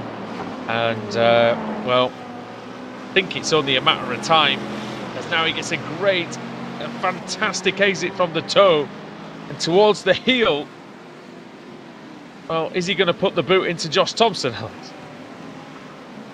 Yeah, doesn't go too crazy on the brakes there. I thought maybe gets a cut back, so constantly Josh now having to defend the inside, so they're just losing. They're losing lots of time to Wood right now. This is absolutely just his perfect scenario for Wood. And Melrose too, because Melrose just pokes his head made a mistake out in the background there as well. We can see Melrose come into. Wood's made a mistake somewhere. Wood's exceptionally slow. Yeah, he did a 49 on that last lap. Maybe he's suffering with the tyres even more than Thompson is. Bad lap for Wood. He's lost half of his lead. 49 again. 2 49s in a row. 2 49s. Just struggling with those old tyres, isn't he? The Audi is a little bit more harsh on the tyres. The BMW has always been pretty good on the tyres, and yeah, Josh has been able to make them last. It's Newman. Round 2. By the way, Newman spun, but we'll carry on. Yeah, we'll carry on, I think, because I think there's more important things at this point. At the front, at least. Anyway, the battle for the lead raging. Foggy will be raging if he doesn't get it done this time. Thompson, he's very late on that. You've got to get up very early in the morning to outbrake Josh Thompson. Foggy doesn't even bother outbraking him, he just tries clean round the outside. It's exactly what Thompson did to him earlier on. And payback, well, you know what that is. Well, while they were battling, they were still closing in on Chris Wood. Shows the state of play at the moment. Yeah, they battled hard on that last lap, and they still gained 1.2 seconds. Yeah, 27.8 in the first sector by Foggy compared to the 28 that was done by Wood. Slightly closer sector times in sector 2, but in sector 3, Chris Wood was actually quicker than Foggy, but he was battling with Josh Thompson, of course. To make it clear, though, of course, gentlemen, Wood didn't have anything to lose. He was in 4th, 20-odd seconds ahead of Witterballs. I think. He's drifting through the exit of the boot section. Sorry. But yeah, nothing to lose. It doesn't matter if he finishes. If he doesn't win the race, if he finishes 3rd even ahead of Melrose, it's going to be 1 position gained from where he was before the pit stop phase. I'd say he's guaranteed 4th place because 5th Davey Witterballs is half a minute behind. Yeah, and look at Wood. The tyres are literally down to the canvas. Never mind bubblegum. It's just water vapour now. Those tyres. Starburst Chewits. I think the bubbles have expired. Aero bubbles now, I think. And I think the lead's melting away about as quickly as an aero on a hot summer's day in New York State. This is what we've got here today. Watkins, Glen, 45 degrees track temperature. The tyres are sticking to the road nicely. Davey Whitterballs, just quickly look at him, 5th place ahead of McFarlane, then Baker, and Melcher, for the lead, Rose, sorry. and for the lead is Foggy already. How quick was that then? Nickel Foggy takes the lead then on lap 40. Too quick for me. I knew as soon as I mentioned something else he'd be through. Wood is really struggling. When you look at his lap times compared to everybody else, you know, all the way, he's only quicker than, or people quicker than him, all the way down to 17th place. So, wide. It was worth it. It was worth a try. He might, you know, I mean, I think he's going to struggle to stay in front of Melrose, isn't he? So, yeah, you know, I think 4th. Yeah. I think yeah. He's got to run on Thompson though. He might go desperate up the inside. No. 4th place should be where he ends up, as we just said a few minutes ago. The gap to Davey Whitterballs is still half a minute. We have got 18 minutes to go in this race, so it all depends on how quick Whitterballs can drive. But a solid last sector there by Chris Wood. He's still kept with Josh Thompson. What he needs to do is use the power of the Audi, and Adam, just stay in the slipstream of the BMW for as long as he can and delay the advance of Melrose. But I don't think he can. I think he can delay it. I don't think he can stop it. Nice battle going on here for 18th place as Nicole Foggy puts in a new personal best. May even be new fastest lap of the race. 46.8 there by Foggy. Battle for 18th place between Bunn and Sakovic. This looks like the Ferrari has just got the move done, or is Sakovic trying to get back through? Oh, that was close. And now they're going wheel to wheel down the back straight here, going into the final part of the boot. The Mercedes on the outside, trying his best, and he should have the inside line now. Matt Bunn moves across, and the two make contact, and Bunn somehow holds onto the car. He's lost it. He lost the rear going through the exit of the... I think he's got damage. He's got damage. And he's round, and he's got more damage now. Needs to get it off the middle of the course, Matt Bunn. He's actually driving the wrong way around the... Oh, he's coming back now. Oh dear, oh dear, dear. Turn. No. This is not good. Oh, he's hit the wall. Oh, and he gets going again. To get that, you need a button, don't you, on the button, like a button box or something. When you know that you've got to do a spin turn, you got to get that traction control off. Everybody tries to, you know, drop the clutch of the traction control, and it just goes. You're like, oh crap. There's discussing up. We had to get. I think the space bar was my clutch for the Ferrari in the Le Mans 24 Hours. Oh, the space bar. I remember. But yeah, you just need a quick, or you know, you must have they must have an adjustable thing for the traction control. Oh yeah, so that you they can can turn just the flick traction through quickly and quickly. Turn the traction control off. So what you really need is a nice rotary dial on your wheel that you can just go. Yeah, the Driving Force GT has that. Well, there you go. I use that for a fuel mixture. 2004 Pioneers. wants its wheel back. but it's got a rotary switch on it. You tell him. It's got a rotary switch on it, ladies and gentlemen. Other wheels are available. Which means 2004, I was 8 years old. Which means that it makes it even more inexplicable, Alex, how he still failed that spin turn when he was in the Renault. Yeah. Never mind. Well, moving Winterbolt, McFarlane, Baker. You need to buy a new wheel, Adam. So, Melcher and Rose. This is a good battle. Melcher, personal best, by the way, 47.7. The Ford is looking pretty good. Sorry, guys. Daleman to the inside as well of Gafenku. Those guys still battling. That's for 10th place, but yeah. Speaking of things as old as the Driving Force GT, that Ford GT that Dennis Melcher's in is probably about... sorry guys. For 3rd place, Melrose coming out of the chute, gets a great run. Wood just gets onto the grass there, and that is his goose cooked, I think. Well, we've got 14 minutes to go. I reckon 4th place should be safe for Chris Wood. However, he is on the verge of starting to lap in the 1 minute 50s. The car's that slow at the moment. Oh dear. But about for 5th place, we were just talking about it. What he is back on again. We've got Whitterballs, McFarlane, Baker, Melcher, and Rose all separated by about 2 seconds. Yeah, and whoever can come out at the front of this battle will have some decent bragging rights. I think well and truly best of the rest. And yeah, it'd be quite a feather in the cap whoever comes out on top here, Alex. Yeah, do you know what? I think if Bates can get to fifth, he'll be extremely happy with this as well, considering how his race started off. You know, he had all sorts of problems with the connection, dropped back a few places there, and then had the spin, didn't he, and got caused, got that damage. So yeah, it's been quite a recovery drive from him, and to pull a top 5, that'll be a heck of a result. So he'll be delighted. Melcher. He's on again. Yeah, didn't lose any places, just actually got a pretty good exit out the final corner, so barely lost any time whatsoever. Over line they go. Witterbols is 25 seconds behind Chris Wood, who did a 50.1 on that last lap. Christian Rose, new personal best from him. 2 seconds quicker. I fear it's not quite enough for David Witterbols, but to be honest, he won't be thinking about catching Chris Wood. He'll be thinking about keeping Ross McFarlane behind. Northern Lights Racing and Mercedes are probably the quickest combination of words that we can get in this series at the minute. Well, Ross McFarlane pitted on the same lap as Nicole Foggy, so he is on the same rubber as Foggy at the moment. I think he took tyres too, and he's using them to good effect here as he tries to pile the pressure on the Audi. Davey was defending fresh air down the straight there, by the way. Both 1 minute 20 stops, so both drivers took tyres. Melcher getting very close to Baker now. The fire again spews out in the back of the McLaren. Baker did come in quite early, it's worth pointing out, so he was lapping really good times earlier on. So yeah, these guys probably got just a slight tyre advantage over Baker. Although Baker's probably got a slight pace advantage over these guys, considering he qualified in 3rd, so probably evened itself out a little bit. Another epic duel, the battle for 10th place. Bart Daleman, Richard Gafencu, David White and Pete Harrod. Another McLaren involved in there as well, so we've got 2 fantastic scraps unfolding here. Bit more than a duel then, isn't it? With 4 cars, I guess, in there. The Symphony duel. Oh, there you go. 4 different teams, 3 different car manufacturers.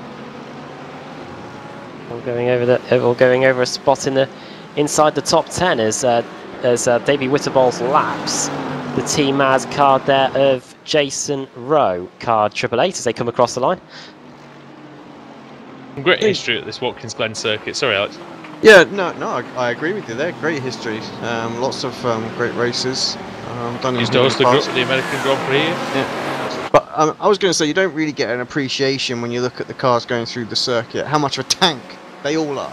When we were at Nürburgring, you know, and that Mercedes, I mean, that was just an absolute monster sat on the grid. I mean, the Audi, fair enough, that sits quite low.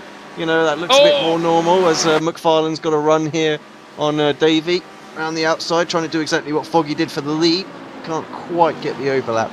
But sorry, I was just watching David White nearly hitting the wall as well, by the way. But yeah, all those cars get dwarfed, don't they, by the Bentley? You know, the Bentley just like the Bentley rocked up, and suddenly it's just like, what? And you are? It blocked out the sun as well, I think. Yeah. Can't wait to see that new one get on the grid. That looks immense. Come on, iRacing. That's a big. Now that is a hint. That is something I think a lot of people would love to be driving out there. Oh my goodness me! Is Gafencu and what's White happened? and this contact. Again, and the Audi's off. White didn't hit anything apart from a curb, and he's got going again. From the Mercedes. It's more like the Mercedes hit him, it looked like, to be fair, but Davey Witterbols, 22 seconds behind, so yeah, I don't think he's going to get it. We've got 10 minutes to go here, lap 44 of the race. It's about 8 laps. Oh, Chris Wood, he's just staving off the 1 minute 50s, barely. But you know what? It's still been a decent strategy for Wood, just from the fact that he was in the lead and he gave himself a chance. It was a good effort. He had to try. 1.7 seconds a lap faster, guys, here. And I think if McFarlane could get by, he would actually be a little bit quicker again. So, like I said, the Northern Lights car is the quickest car on the grid, I think. Yeah, 9 minutes to go. That is about 6 laps, and I can't even work out how quicker they've got to be than Chris Wood to get there. It's a lot more than I think they are, yeah. About 5 or 6 seconds a lap quicker, yeah. McFarlane's going to have a good... Oh, no, we're going to have... How many laps do we have left? Yeah, 6 laps, 21, 22 seconds. It's going to be a big ask, but you never know. I mean, They're busy fighting as well, which is stopping them from catching him, I think. They can't but, give yeah. up though, because Wood's tyres, I mean, I don't know if they're going to get much worse, but they could potentially still, or he could have an error. I'm not saying, you know, obviously we don't want him to, but we've seen the Audi can be a handful around the circuit with all the big curves and things like that. So, and Tyres are on white side by side. Well, Rose has just potentially taken Melcher, has he as well? Nope. That one's still going. Oh, quickly they've hit each other. And off goes the Ferrari. Oh, well, off goes the Ferrari. Christian Rose gets back on the track in 9th place. A bit of damage there. Let's see how severe that is. Teammate, of course, got caught in something, and the car was toast, wasn't it? So the car in front of him is Jason Rowe, who's just unlapped himself. So that isn't a position that's been lost there by Christian Rose. The car in front is not a Toyota. Sounds like Forza 7, doesn't it? As your own Kaiser coming through. Is that the game where there's no Toyotas in it? No, I mean there's Toyotas. I can't remember which one it is. There was one that there's no Toyotas in it at all. Might be GT, not GT, but anyway, never mind. We digress. Who cares? Porsche. It's Porsche, the one with the Forza used to have no cars in. But yeah, your own Kaiser is closing in on David White, and now Diogo Melrose up into 2nd place. Yes, just getting past Josh Thompson now. The gap is 6 seconds though to Nicole Foggy, so that's probably going to be a bit too late for Melrose here. He's been putting in some decent laps.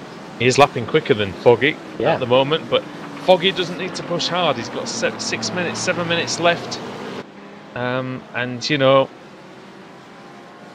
got the lead. He fought hard to get it back, and yeah, I think he's just gonna make sure he makes it to the finish. White, Gafenku and Kaiser now fighting over 12th place. Audi versus 2 Mercedes. And this battle has been mighty, and we've seen David White have to go off the track a few laps ago. Now he's got to deal with 2 Mercs again as Kaiser lights up the tyres as he tries to get past that Merc. Gafenku's in the high 49s as well. I wonder if he had... he did the same thing as what Chris Wood did, because he was definitely ahead of David White. 53-second pit lane time. That screams no tyres. Trying to get a replay of when Melrose got Thompson, but unfortunately it must have happened a few laps back. Oh, look at that. Look at the traction from Kaiser. The Dutchman round the outside and up into 13th place for your own Kaiser. That's good work from Team Mad Driver. We're seeing F1 2012 levels here of tyres falling off the cliff. With a few laps to go. You can't blame them though. They have run 46 laps on this time. But it's a good. But you see, it is a good race length though, Adam, because the strategy can be. You know, we can see different strategies evolve and take shape in different ways, and at different tracks where maybe it's harder to overtake. That sort of strategy by Chris Wood could potentially have worked. Ross McFarlane's strategy to get to 5th place could soon pay off. We've got just under 5 minutes to go here, and McFarlane now really starting to put the pressure on Whitterbols, who's defending every single inside line on this Watkins Glen International circuit. They're still 1.7 quicker than Wood, but that ship has sailed, and Whitterbols will just be focusing on keeping the Mercedes behind, and also the McLaren of Baker, who's very shrewdly waiting there in 7th place. No doubt Alex, he'll want to pick up that 6th place if possible at the end. Yeah, I think so. It's always his favourite position, isn't it? So. Well, car 6 as well. Yeah, what's McFarlane got to do? He can't seem to quite get the run. The Audi's too good on the brakes into the carousel for him to just get alongside and keep him pinched down, it would seem. That's his best chance, I think, because he's had a good first corner, and of course the Mercedes is good going up the hill. So, yeah, I think that might be the main spot for him. Now the final corner then, start lap 40, lap 47. Over the line these guys go then. McFarlane does a Whitterbols 47.9, McFarlane 47.8, and the same for Dave Baker. So they are lapping quicker than the car in front, but they just can't seem to find that space on the track where it counts as Bart Delman puts in a new personal best. I reckon if we go on board with Baker, I reckon we might see a good, scrap going up the hill here between the Mercedes and the Audi. Got a good run this time, Alex, as McFarlane.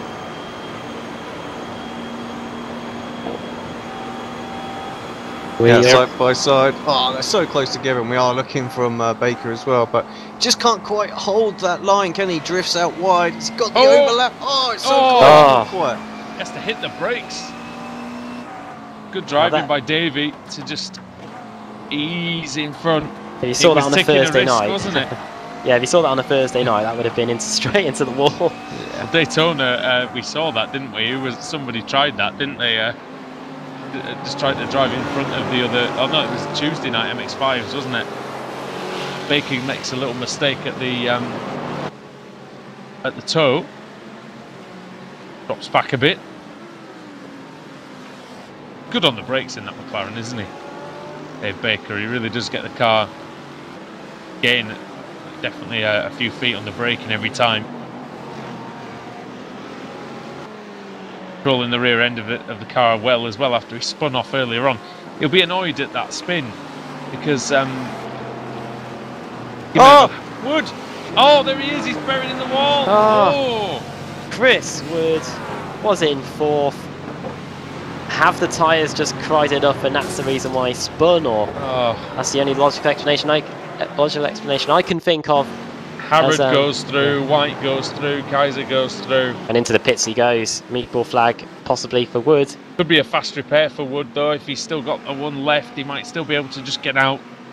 And there's a good battle on the circuit there, going past the exit of the pit lane. Yeah. This Dion Phillips, and it looks like Gafenku, who's really struggling with the tyres at the moment. Second, just seeing this replay up on screen right now. No issues going through the corner. You can see how much he's nursing it. Oh, he just gets on the gas, it just gets loose.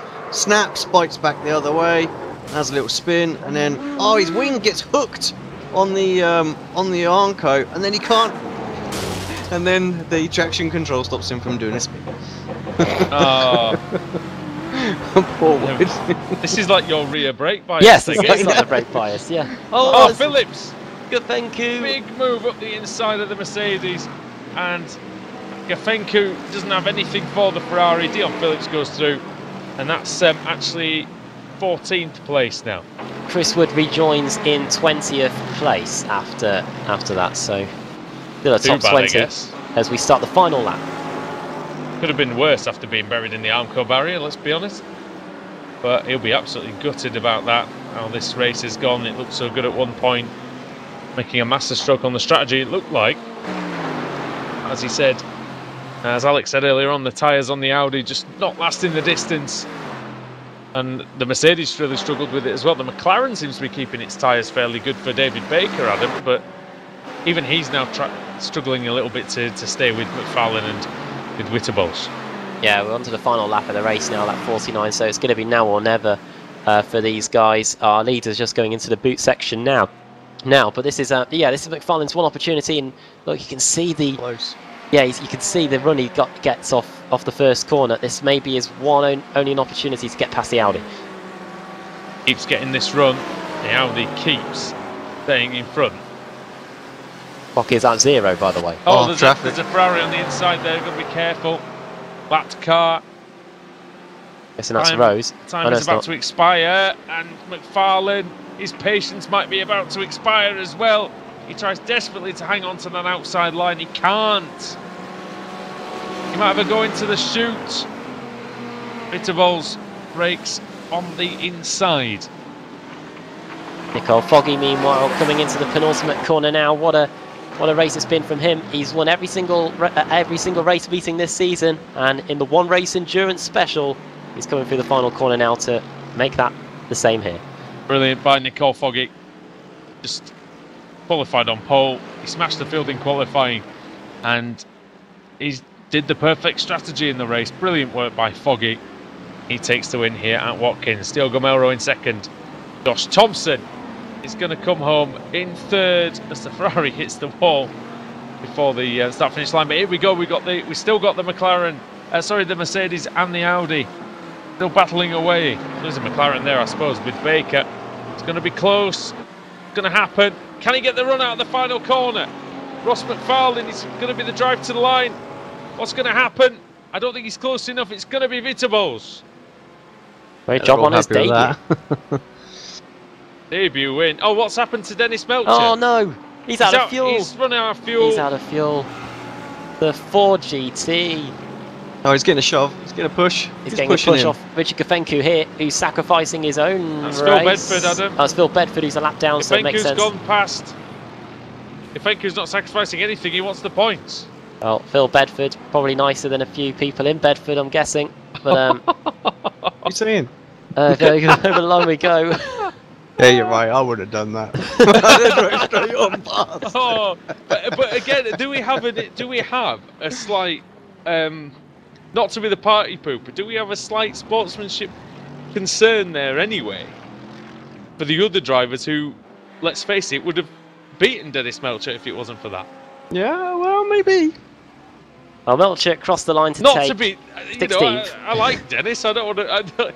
I've got nothing against him for that, but for instance, you know, Magic Sakovic lost to him by 0.3 of a second there, and if he hadn't have got the push, he wouldn't have finished in front of Sakovic. Yeah. I know they're the same team, so I guess it doesn't matter for the team championship, but something to think about, I think. Well, what an enjoyable race that was. A great hour and a half. Loved it. Entertainment, that action everywhere. Absolutely loved it. Can we have an hour and a half every week? Come on. Instead. No, I loved. I think the series has been fantastic so far, and this is just another element to it. But yeah, Nico Foggy, Adam, just dominating the season at the moment. Indeed, he is. That is win number 5 out of 5 race meetings. Yeah, it is going pretty well for Nico Foggy. We're running through the finishing order then here at Watkins Glen. Nico Foggy takes the win, second place for Diogo Melro. Josh Thompson finishing in 3rd. Then Davey Witterballs getting a well-deserved 4th place finish there. Ross McFarlane in 5th. Dave Baker in 6th position for car 6. He wouldn't have it any other way. Bart Delman 7th. 8th Christian Rose. 9th for Pete Harrod. And 10th for Jeroen Kaiser. 13 positions gain there for Jeroen. Nearly the biggest mover in the field. Dave White in 11th. 12th for Kieran Roach. 13th for Dion Phillips. Richard Kafencu finishing in 14th place, gaining a few positions there on that final lap. 15th for Michael Hall, 16th Dennis Melcher. They're just getting pushed over the line by Bedford ahead of Maciek Sakovic, our joint biggest mover in the field today. Then Stephen Dawson 18th, Chris Wood in 19th in the end. That spin in the Ferrari just on the exit of the boot section of the circuit is the reason why he's down in 19th place. However, it was such a valiant effort from him on those fresh tyres, on those old tyres, I should say. Nearly had a podium finish. Ben Gregory 20th, Jack Stiles 21st, 22nd for Julian Janowski, 23rd Pete Newman, Tom Jacobs in 24th. Then another big mover, Dave Crozier, 16 positions gained to 25th place. Then 26th Matt Bunn, Paul Smith in 27th, 28th for Scott Malcolm, Jason Rowe, 29th place for him, and then 30th for Josh Rayfield. Chaz Dracup finishing in 31st, Lee Woodburn 32nd, Joel Martinson 33rd, Phil Bedford there finishing in 34th place, 35th for Phil Bedford. Yep, 36th Clinton Bell, 37th Lewis Bibby, Zachary Buchanan in 38th, Ashley Blake Hood out very early on in 39th place, and Stuart McFadden out as well, Ben Hackison, Jake Blackhall gone within 2 laps, Sam Reed as well in. Ash Sutton and Robert Lundgren were non-participants in this race meeting here in the Race Up World GT Championship. The next one is at Monza next week. 3 20-minute sprint races in that one. There is just a quick thing. Alex, it looked like Matt Bond might have suffered a puncture coming across the line. Yeah, so what I've read on the chat there. So can happen, does happen. You have to wear the tread down to 0. And with this latest tyre build on the GT3s, a lot of people were moaning that it was happening because it was quite a common practice to double stint the tyres for 2 hours on the old tyre model, and it's just really, really difficult to do that now. And yeah, so could some of these guys found out. Yeah, could well have happened. Dear. Oh yeah, Matt Bunn, lucky that he hit the wall so close to the finish line, otherwise that could have been trouble for him.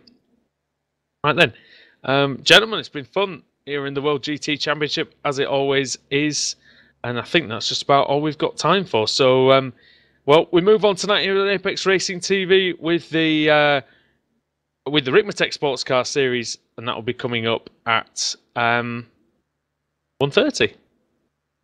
So yeah, thank you everybody for watching here at Watkins Glen, and we'll see you in just a few hours' time.